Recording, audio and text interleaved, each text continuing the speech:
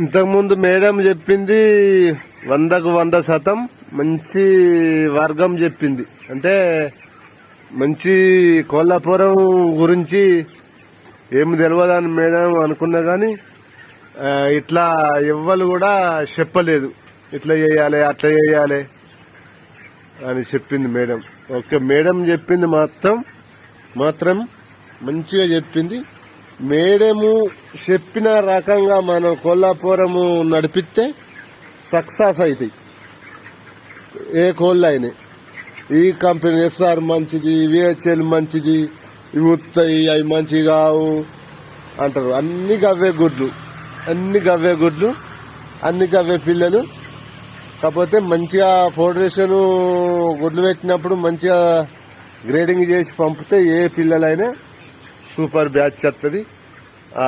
శీతల కూడా మన దగ్గర ఉంటది.